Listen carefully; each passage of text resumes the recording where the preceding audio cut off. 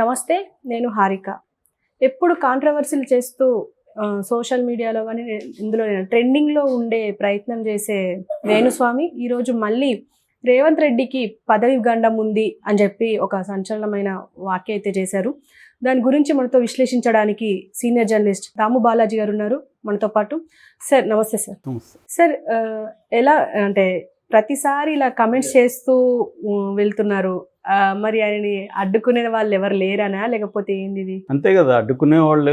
నేనేం మాట్లాడినా జ్యోతిష్యం పేరుతో. ఇప్పుడు జ్యోతిష్యం లేకుండా మనం పలాని ఇద్దరు హీరో హీరోయిన్ పెళ్లి చేసుకున్న వరుణ్ తేజ్ అమ్మాయి లావణ్య త్రిపాఠి విడాకులు తీసుకుంటారని మన ఇద్దరం చెప్పామనుకో, ఎవరు ఊరుకోరు, ఫ్యాన్స్ కూడా. అదే జ్యోతిష్యుడు చెప్తున్నాడు కాబట్టి అంత వ్యతిరేకత రాల. ఫ్యాన్స్ తిడుతున్నారు, అయినా కూడా అంత సీరియస్గా రావట్లేదు.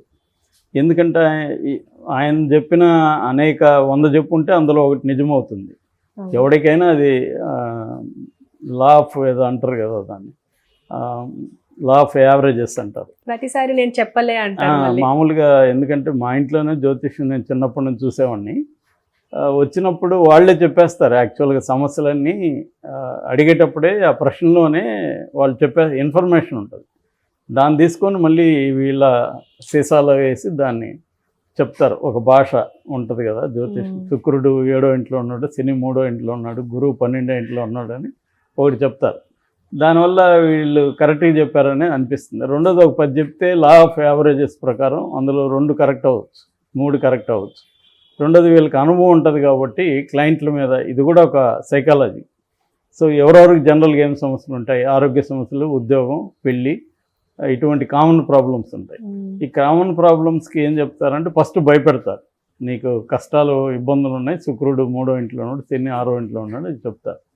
భయపడినప్పుడు వాళ్ళు మనకి సరెండర్ అవుతారు. దీనికి ఫస్ట్ భయపెట్టడం అనేది సరెండర్ చేసుకున్న ఒక టెక్నిక్. సరెండర్ చేసుకున్న తర్వాత సొల్యూషన్ కూడా చెప్పమంటారు కదా. సొల్యూషన్ ఏంటంటే నీకు ఫలాని శాంతి కార్యక్రమం చేయి, లేదా నవగ్రహాల తిరుగు, 108 చుట్లు తిరుగు రోజు, ఇట్లాంటిది ఒకటి ఏదో మనకి ఒక యాక్టివిటీ ఇస్తారు.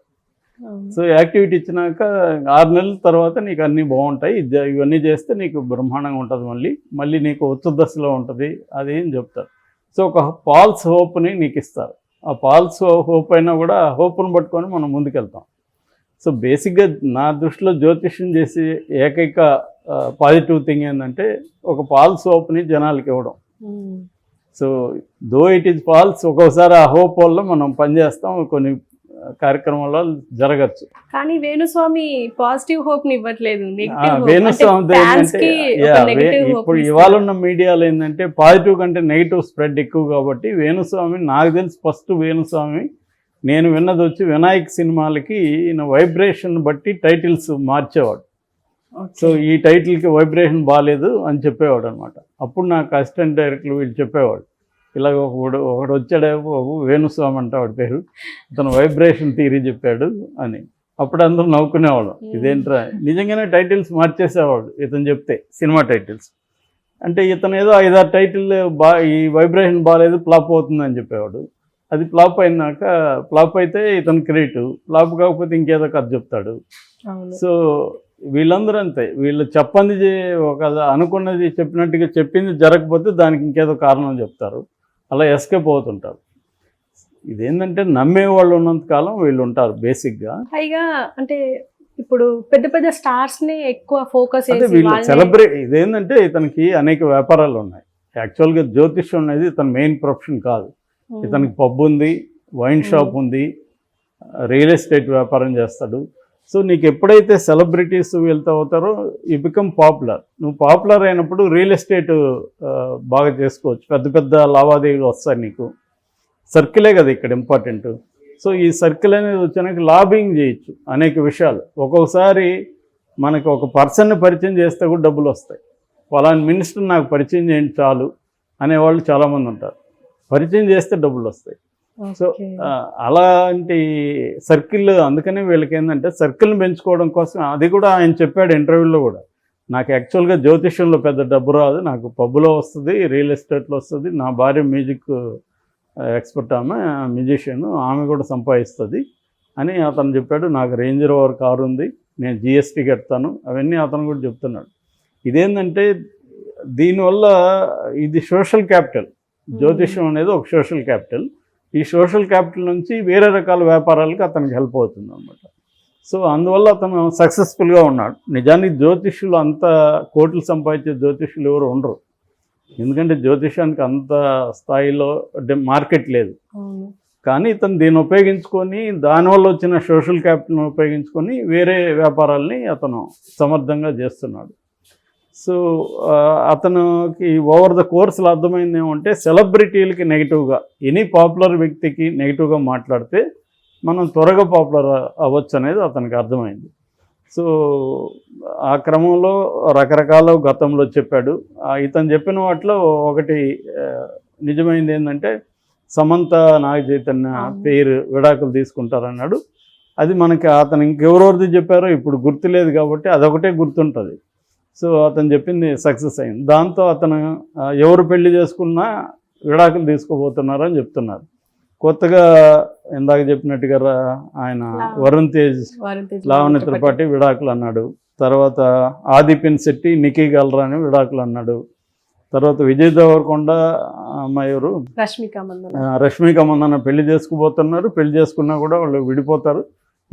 నేను రష్మికకు కూడా చెప్పాను ఈ విషయం, ఆ అమ్మాయి నా మీద కోపపడింది అని కూడా చెప్పాడు. ఒక వీడియో వైరల్ అయింది కదా సార్, ఆయననే పూజలు దగ్గరుండి చేయించాడు. ఇప్పటి వరకు ఆయన రష్మికకి, డింపుల్ హయత్కి, నిధి అగర్వాల్కి వీళ్ళకంతా పూజలు చేస్తున్నాడు. సో ఇలా ఆయన నెగిటివ్గా చెప్తున్నాడు. అయితే ఆయన చెప్పిన వాటిలో ఈ మధ్య ఫ్లాప్ అయింది వచ్చి, ఒకటి కేసీఆర్ మళ్ళీ ముఖ్యమంత్రి అవుతాడని చెప్పాడు, అవలేదు. సలార్ ఫ్లాప్ అవుతుందని చెప్పాడు, అవలేదు. ప్రభాస్ షెడ్కి వెళ్ళాల్సిందే ఇంకా అని చెప్పాడు, అవలేదు. ఇప్పుడు మళ్ళీ ప్రభాస్కి 44 ఏళ్ళు వచ్చింది, పెళ్లి యోగం లేదని చెప్పాడు. ఇప్పుడు కొత్తగా ఒక బాంబు పేల్చాడు రీసెంట్, ఇప్పుడు అంటే మార్నింగ్ నుంచి అది వైరల్ అవుతుంది. అదేంటంటే ఇన్స్టాలో ఒక వీడియో పెట్టాడు. ఆ వీడియోలో రేవంత్ రెడ్డికి పదవీ గండం ఉందని చెప్పాడు.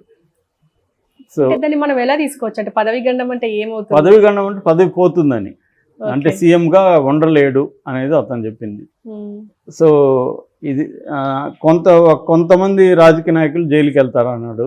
ఇది ఎవడైనా చెప్పొచ్చు, రాజకీయ నాయకులు అన్నాక జైలుకి ఎవరో ఒకరు వెళ్తారు. తర్వాత అనారోగ్య సమస్యలు ఉంటాయి రాజకీయ నాయకులకి అన్నాడు.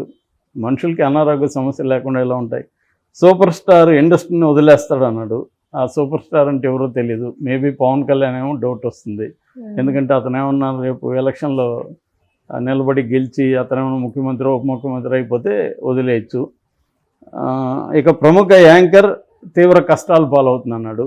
ఆయన దృష్టిలో ప్రముఖ యాంకర్ అంటే ఎవరికో ఒకరు యాంకర్లు అంటే కష్టాలు లేకుండా సుమా ఉండొచ్చు. సో ఇది అంటే తనకి తెలుసు అనమాట, ఏది చెప్తే దాని చుట్టూ ఇవాళ సోషల్ మీడియా ఎలా ఉందో తెలుసు. అంటే నేను చాలాసార్లు చెప్తుంటా, ఇవాళ ఏంటంటే చాలామంది సెలబ్రిటీలు సోషల్ మీడియాని అర్థం చేసుకొని సోషల్ మీడియాతో వాళ్ళు ప్లే చేస్తుంటారు. మామూలుగా సోషల్ మీడియా సెలబ్రిటీలని వాడుకోవడం, సెలబ్రిటీలతో కాంట్రవర్సీ చేయడం చేస్తుంది కదా. ఈ మోడల్ ఎలా పనిచేస్తుందో అర్థం చేసుకున్న వాళ్ళు సోషల్ మీడియాని తమకు అనుకూలంగా వాడుకుంటుంటారు. సమంత లాంటి వాళ్ళు ఎగ్జాంపుల్ అది. సో ఆమె దానివల్ల ఏంటంటే వాళ్ళకి 2 రకాల ప్రయోజనాలు. ఒకటి, వాళ్ళు లైమ్ లైట్లో ఉండడం ఇంపార్టెంట్. స్పాట్ లైట్ మన మీద ఉంటే మనకి ప్రపంచం మర్చిపోదు. అంటే లైట్లో ఉండాలంటారు, ఇప్పుడు లైమ్ లైట్లో ఉండాలి. సో ఒకప్పుడైతే బాలీవుడ్లో హీరోలు వాళ్ళే ఫోన్లు చేసి నాకు ఫలానా హీరోతో అఫైర్ ఉందని వీళ్ళే చెప్పేవాళ్ళు. ఎందుకంటే అప్పట్లో ప్రింట్ మ్యాగజైన్లు ఉండేవి. మ్యాగజైన్లో వీళ్ళు ఫోటోలు రావాలంటే అఫైర్లే అక్కడ ప్రధానంగా వచ్చేది. అందుకని అఫైర్ ఉందంటే అది ఫ్రంట్ పేజీలో వచ్చేసేది, వాళ్ళు పాపులర్ అయ్యేవాళ్ళు. అట్లా వీళ్ళే చెప్పేవాళ్ళు. ఇప్పుడు ఏంటంటే వీళ్ళే ఒక పోస్ట్ పెట్టడం నర్మగర్భంగా, లేకపోతే ఒక వీడియో రిలీజ్ చేయడం, ఇవన్నీ చేస్తున్నారు. దీనివల్ల ఒకటి, లైమ్ లైట్లో ఉండడం వల్ల వాళ్ళకి రకరకాల రూపాల్లో ఛాన్సులు వస్తాయి. రెండవది, ఆ పోస్టుల నుంచి కూడా డబ్బులు వస్తుంది వాళ్ళకి. సో కొంతమంది అయితే ఎక్స్లో కానీ ఇన్స్టాలో కోట్లు సంపాదించే సెలబ్రిటీలు కూడా మన ఇండియాలో ఉన్నారు. అది కాకుండా ఇన్ఫ్లుయెన్సర్లుగా మారే కొద్దీ వాళ్ళు మార్కెటింగ్ కూడా కొన్ని సంస్థలు వాళ్ళని వాడుతాయి, కమర్షియల్గా మార్కెటింగ్. దానివల్ల కూడా ఈ 3 రకాల ఆదాయాలు ఉన్నాయి వాళ్ళ సోషల్ మీడియాకి. ఇట్లాంటి వాళ్ళకైతే వేరే రకమైన ఆధారం ఏంటంటే వాళ్ళ బిజినెస్కి ఇది వెళ్ళిపోతుంది. ఈ ఫేమ్ అనేది, ఈ సర్కిల్ అనేది వాళ్ళ బిజినెస్కి వెళ్ళిపోతుంది. ఇప్పుడు ఈ అమ్మాయికి ఉంది, రేపు పొద్దున ఇతను ఏదో ఒక ఎగ్జిక్యూటివ్ ప్లాట్స్ అమ్మాలి, రష్మిక మందన తెలుసు, తన సర్కిల్లో ఒక నలుగురికి చెప్పింది అనుకో, ఒక 4 ఫ్లాట్లు అమ్మితే ఇతనికి మంచి సరిపోతుందిగా, క్లయింట్లు దొరుకుతారు. సో ఇతను అందుకని ఏం చేస్తాడంటే రియల్ ఎస్టేట్లో కూడా ఎగ్జిక్యూటివ్ ఫ్లాట్స్ కొనడం, అమ్మడం, అవేమంటే మల్టీ క్రోర్ వ్యాపారాలు అనమాట. అలాగే ఇతనికి జ్యోతిష్యం అనేది ఒక ఫెకేడ్ అంతే, ఫ్రంటల్గా కనబడేది తప్ప అది ఇతని రియల్ సోర్స్ ఆఫ్ ఇన్కమ్ కాదు. అది అతను కూడా ఓపెన్గా చెప్తున్నాడు.